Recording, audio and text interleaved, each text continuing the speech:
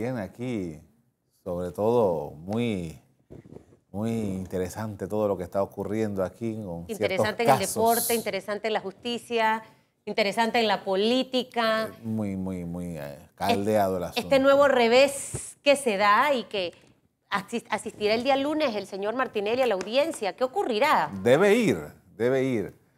Ya ayer se le subió la presión. Falta ver lo que va a hacer la defensa del señor Martinelli. Martinelli es un individuo que un día te sale con una cosa, el otro día te das. Yo ayer escribí en Twitter que en este caso ahora Martinelli había hecho una vuelta en U. Regresar a la justicia ordinaria, que, bueno, lo comentábamos aquí hace un par de días.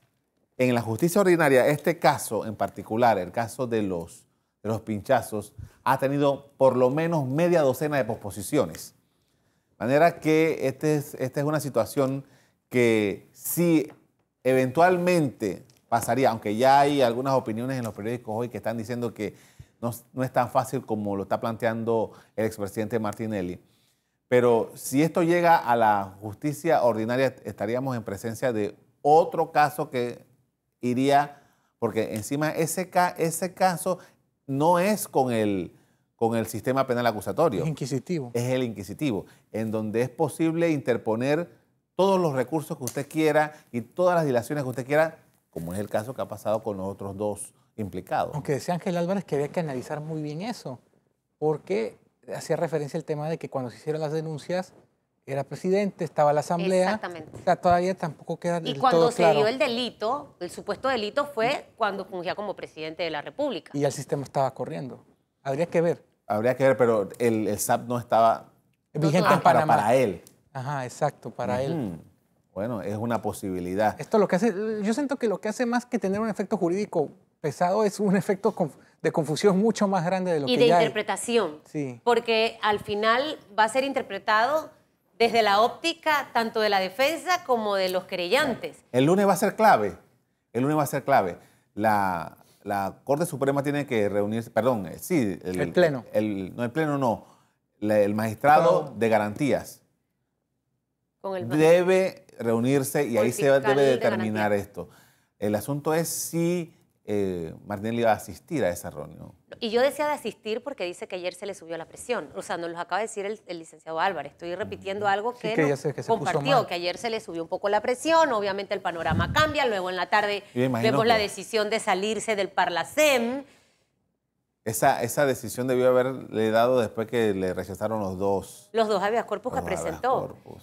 Ahora, es tan complejo este caso, Carlos Somoza, cuando hablas de que vaya la justicia ordinaria, es la justicia ordinaria es la justicia del resto de los mortales de este país. Así es. Entonces el resto de los mortales de este país no tiene una serie de prebendas, ni de beneficios, ni de tratamientos especiales.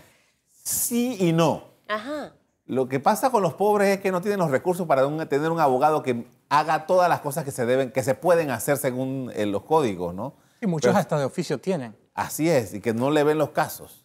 Pero cuando tú tienes una batería de abogados como la que tiene el presidente Martinelli, tú tienes la posibilidad de hacer exactamente lo que te da la gana con Desde el tu sistema. punto de vista, el haber renunciado al Parlacén y querer ser juzgado bajo la justicia ordinaria, es decir, la de los mortales, ¿por qué quitarme los beneficios que tengo y bajar e irme a... ¿Hay algo de trasfondo ahí realmente? Yo lo que veo es que él no ha tenido éxito en la corte. O sea, él llegó, si ustedes recuerdan, lo primero que plantearon sus abogados fue a él hay que contabilizarle el tiempo que estuvo detenido en los Estados Unidos. Eso falló. Bueno, después dijeron, bueno, ahora lo que necesitamos es que esta corte vea que este es un hombre enfermo y que no puede estar recluido en un centro penitenciario y que debe darse, incluso dijeron, hospitales privados y tal. Y la corte dijo, no. Entonces, finalmente, se interponen estos recursos de habeas corpus y la corte dice no. Entonces, estamos viendo un presidente Martinelli que se está estrellando contra la pared de la Corte Suprema de Justicia y su último recurso ahora es ir a la justicia ordinaria. que hasta el momento la justicia ordinaria, repito, no ha sido efectiva para juzgar a los otros dos implicados en este caso. Pero hay algo que, aparte del tema de que sí se extienden, de que hay plazos, de que todo esto, también lo siento como si dijeran, es que los jueces tradicionales, los de la justicia ordinaria, son más corrompibles. Bueno, quizás no se puede afirmar eso, pero lo que sí le da es mayores recursos. Cuando tú vas a la justicia ordinaria, te ve un juez. Si un juez decide en contra tuyo, cuando se dé por fin la audiencia, tienes el recurso de ir al segundo tribunal a apelar y después puedes ir a apelar a la corte. Entonces, eso te da un rango de tiempo mucho mayor. Así que no necesariamente significa que tú vas a hacer un acto de corrupción con los jueces, aunque la posibilidad existe, porque así es el sistema. Y gran parte de las acusaciones contra Martinelli son por corrupción. Precisamente, exactamente. Pero en términos formales lo que le da es tiempo para que pase las elecciones, tiempo para ver qué es lo que va a ocurrir en mayo del próximo año. Y bueno, ya nosotros hemos visto el caso, por ejemplo, en el Perú, cuando con un arreglo político, Alberto Fujimori quedó liberado, ¿no? Entonces, ¿y ese escenario podemos tenerlo? Por supuesto. Si cambia el gobierno, un presidente que tenga un mejor ánimo con el presidente Martinelli, lo libera de toda responsabilidad. Y ese presidente con buen ánimo puede ser, con el panorama que tenemos ahora, puede ser un presidente con buen ánimo de Cambio Democrático, Rómulo Rux, un presidente con buen ánimo del PRD, ahora que son amigos, amantes. Sí, tienen una relación muy fuerte, estrecha. Muy estrecha. Entonces, creo que el único presidente no amigable que pudiese estar sería uno panameñista. Exactamente. En este caso, y es el que menos posibilidades tiene de repetir. La historia política panameña no ha puesto presidentes de la misma... Dos veces. Exactamente. Justamente, y sonará muy efímero y muy soñador, Sarasqueta tuiteaba que cuando él sea presidente, él le va a ordenar a la Asamblea que a través declaren que el proceso con Martinelli es un proceso político. Hay que leer el tuit, es bastante hilarante, pero... Tristemente el señor Rodrigo Sarasqueta, o sea, de verdad, me cae súper bien. Bueno, no súper bien, pero no tengo nada contra él, creo que es el que menos posibilidades tiene.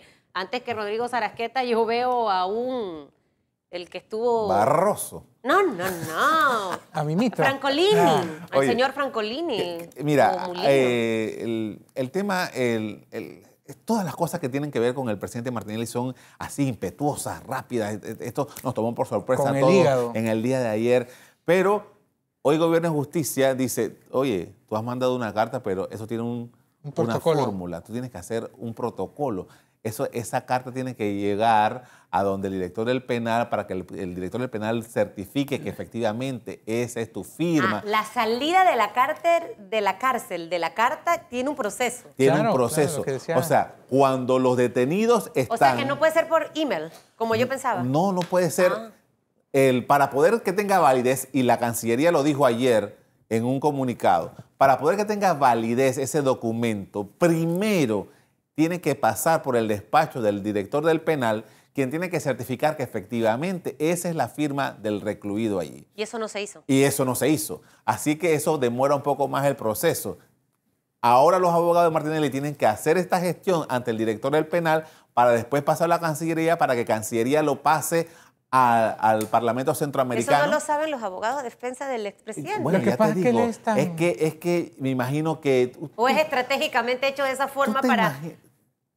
¿Para qué? ¿Para marear? Mira, yo te digo, es el ímpetu. Yo digo, estar encerrado no debe ser nada fácil para nadie.